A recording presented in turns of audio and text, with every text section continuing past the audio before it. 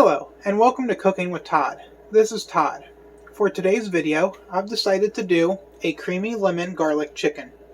For this recipe, you are going to need 4 chicken thighs. If you want to go ahead and use store-bought boneless, skinless chicken thighs, you can go ahead and do that and save the time of doing that yourself. You're also going to need half of a large onion. You are also going to need about 100 milliliters or 3 ounces of heavy cream.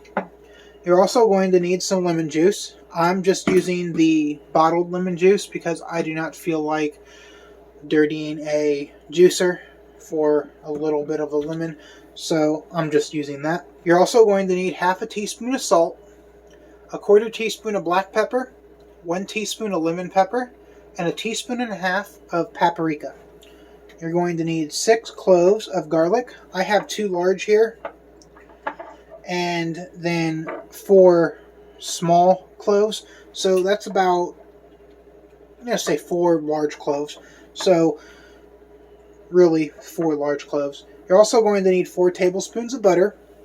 You're going to need some chicken broth, and I am once again using Better Than Bouillon, and I will reconstitute that. You're also going to need a high temp frying oil such as avocado, which that is what that is, and thyme. And for sides, I have decided to do mashed potatoes and chicken gravy with either, haven't decided quite yet, on broccoli or Brussels sprouts, but I think I'm leaning towards Brussels sprouts for this one. So that's what my sides are going to be, and you can use whatever sides you want to. Okay, so I got them deboned and everything, and I went ahead and took some butcher's twine and went ahead and just wrapped it around to keep them in a uniform shape. And I'm going to go ahead and add in about 4 tablespoons of avocado oil into my frying pan. And I'm going to go ahead and switch the camera angle over here in a second or two. And I will be right back. Okay, so my oil's coming up to temp now, and I'm going to go ahead and just season my chicken here with a little bit of black pepper. I'm not salting the chicken because the sauce itself is going to be salted, so if I would salt my chicken, then the end result's going to be way too salty.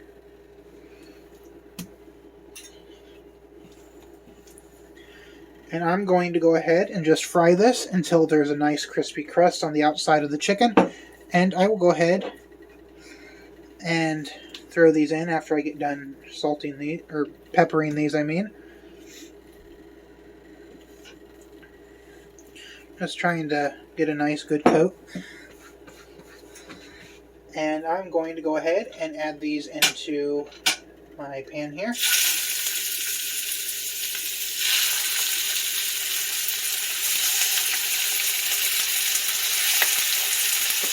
And I'm going to fry these for about 5 minutes on each side.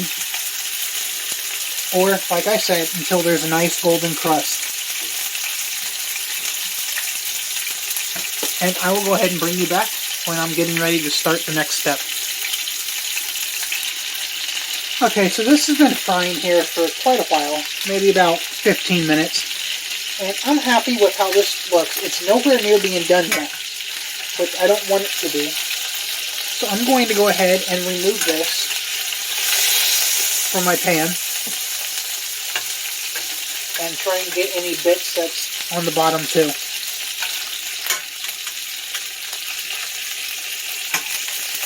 And I'm going to go ahead and set these off to the side.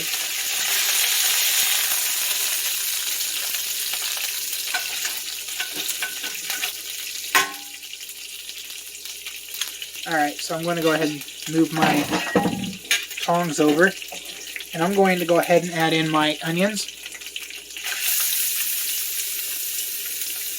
and I'm going to go ahead and saute these until they're almost translucent. So that's probably going to take about maybe 3 to 4 minutes.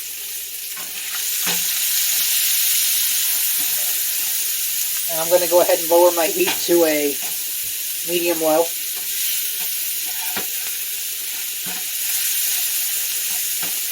And you're looking for a very fine dice on these two, or mince. I mean, since I just found the bigger piece, I'm going to go ahead and remove that.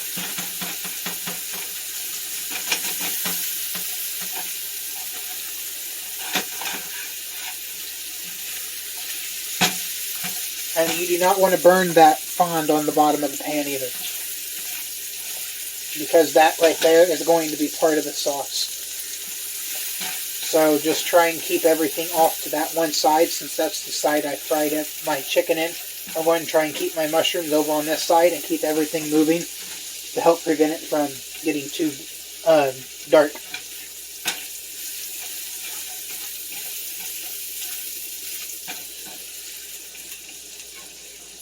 And I will go ahead and just bring you back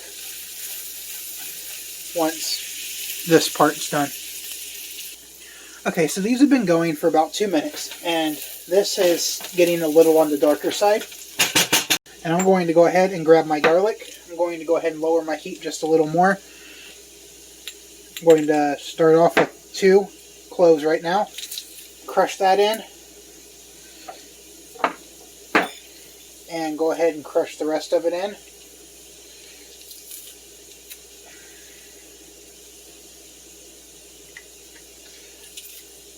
Alright, so I got my garlic in. Go grab my knife and just do that.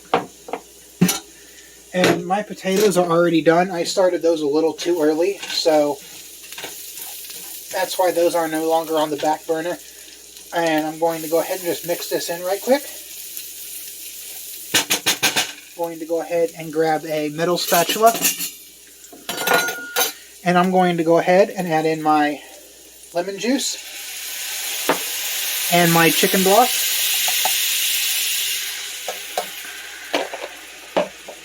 I'm going to go ahead and just start scraping the fond off the bottom of this pan. And the fond also will give a nice depth of color also. So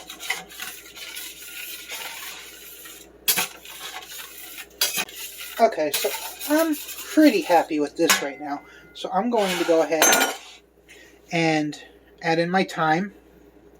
And to do that, you just take the sprig of thyme and you run your finger against the direction the leaves are going.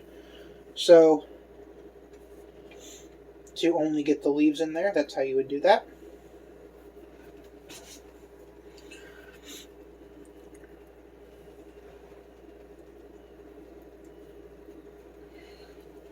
And I'm just using 3 smaller sprigs and then 1 big sprig.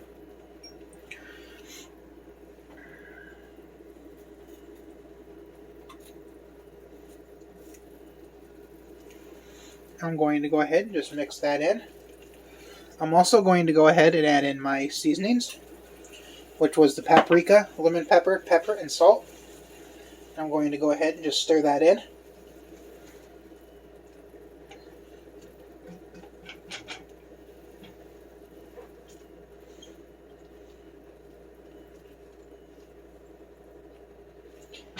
And I'm going to add a little extra water, just because this is going to simmer right here with my chicken in there. So some moisture is going to evaporate while this is simmering. So I'm going to go ahead and add my chicken back in. As even, just like this. And if you have like 6 pieces, that works too. This recipe is also good for about 6 pieces of chicken. So in my case, it's only going to be 2 people, so that's why I am using 4 pieces of chicken.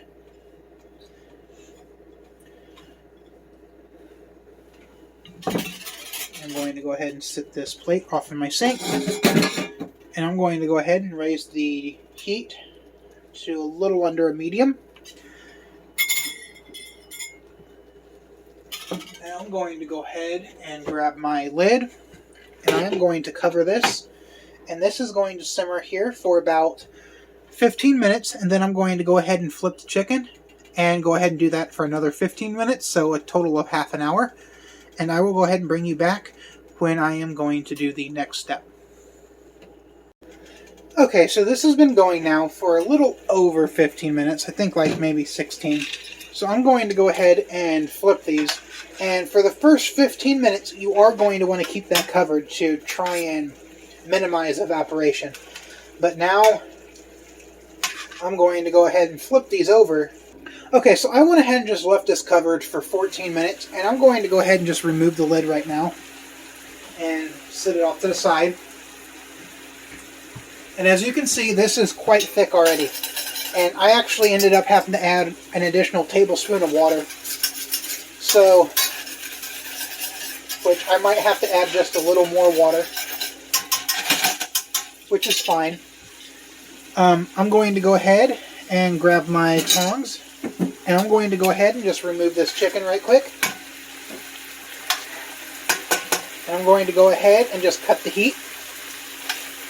So just turn the heat completely off.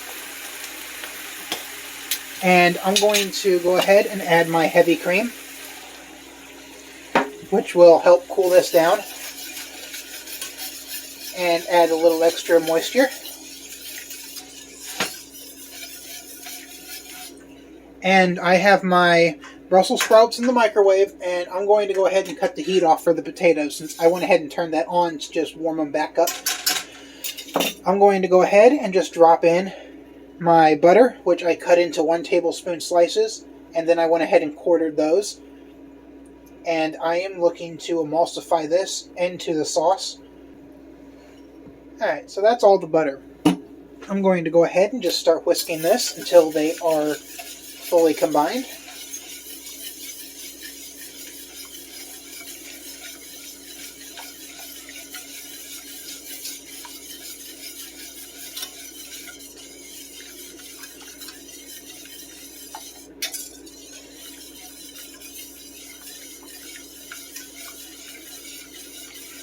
Alright, so that right there is what I'm looking for. The butter did not separate or anything, and it incorporated perfectly, as you can probably tell by the nice glossy sheen that is on here. I'm going to go ahead and take my scissors, and I'm going to go ahead and cut that twine off of my chicken. And I'm going to go ahead and just add my chicken right back in.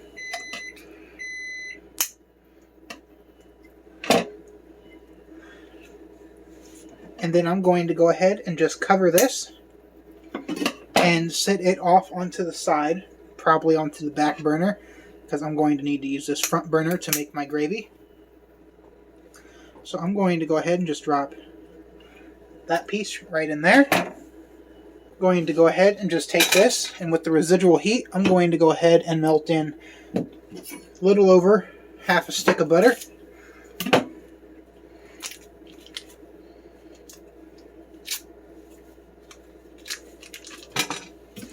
And I'm going to put in about 60 mils of heavy cream. Going to go ahead and turn my heat on a little over a low, and I'm going to go ahead and warm this cream up and melt the butter into the cream.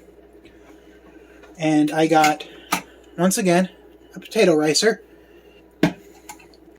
And also, once again, I do want to go ahead and thank some of my new subscribers that has subscribed to my channel since the last time I thank subscribers. I do believe I have 43 subscribers at the time of making this video. And once again, that may change too. I may lose 1 and gain 3. But I just want to go ahead and thank them. Okay, so I got my ricer set up over here. And I got my smaller saucepan over on the stove. And I got half a stick of butter in there. And that is melting so I can make my gravy. And I will change the angle over when I'm getting ready to do that. But I'm going to go ahead and just add in my potatoes here.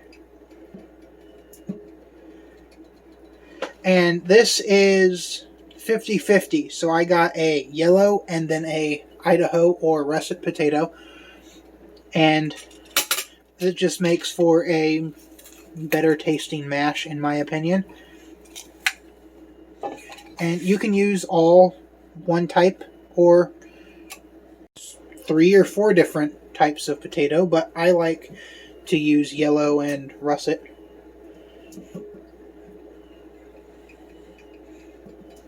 And once again, you don't have to use a potato ricer either.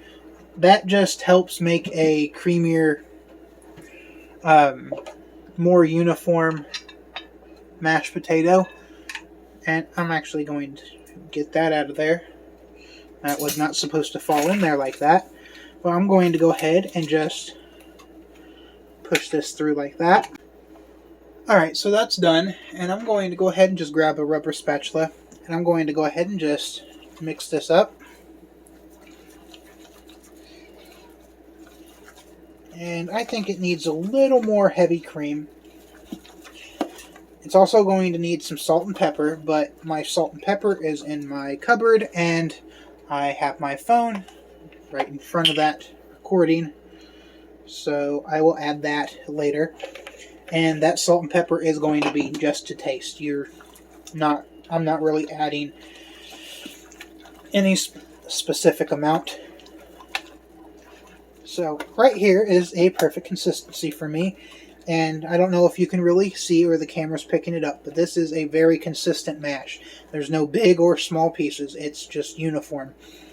And that is exactly how I like my mashed potatoes. It's kind of like an instant mashed potato, but without the instant mashed potato taste. If you've ever had instant mashed potatoes, you'll know what they taste like. And I'm not really a fan of that. So I went ahead and just slid that back off to the side. And my butter for my gravy is pretty much coming up to temp right now. It's just almost melted. So I'm going to go ahead and just switch the camera back over to the stove. Okay, so my butter is completely melted now.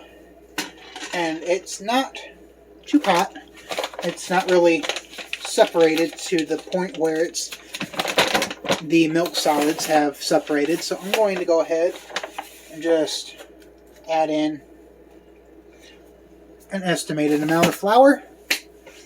I'm not really trying to be super accurate, but you're looking for just like this. So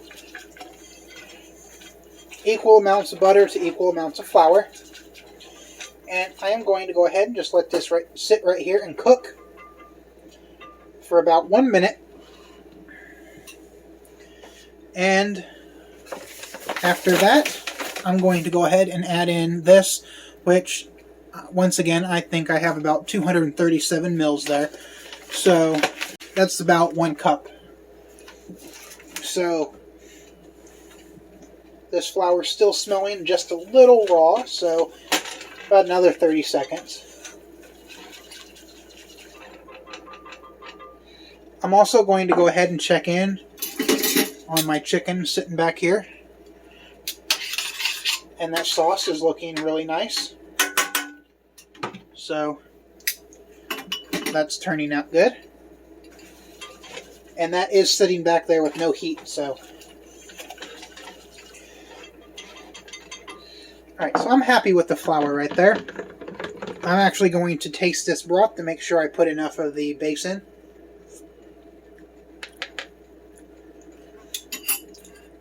Actually, just a little too much base, so I'm going to add in a little extra water. And I'm going to go ahead and just slowly pour this in and stirring constantly.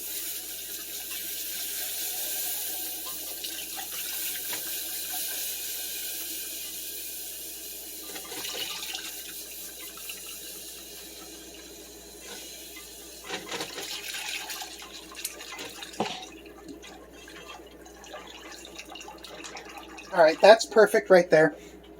I'm going to go ahead and add in about 50 to 60 milliliters of heavy cream, just to give it a little creamy note.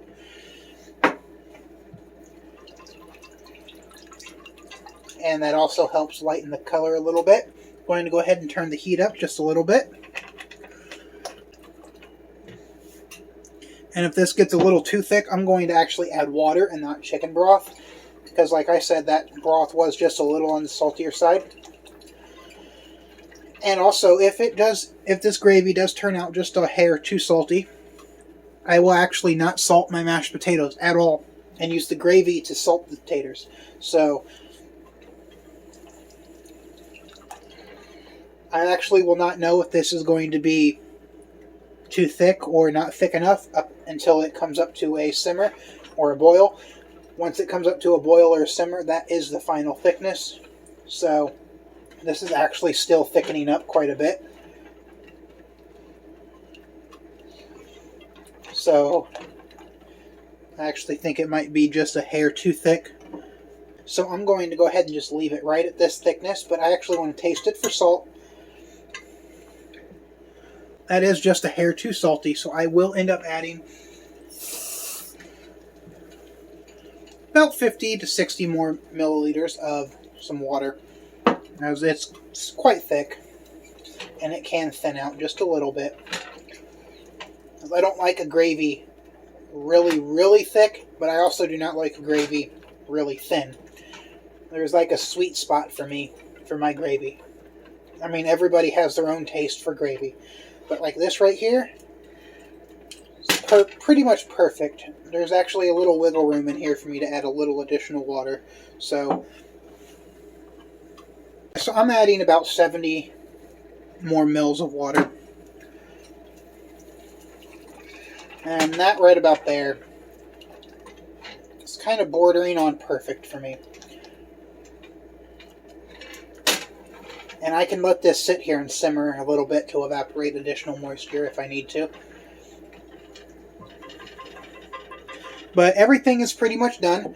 My Brussels sprouts are probably done in the microwave, as it went off quite a bit ago. And my mashed potatoes are done, my chicken's done. I am going to go ahead and just wrap this video up right here. So if you enjoyed watching this video, make sure to smash that like button, as it helps the channel out. And make sure to smash that subscribe button if you're not already subscribed. And as always, thanks for watching, and I hope you continue to come back and watch me on this journey of mine.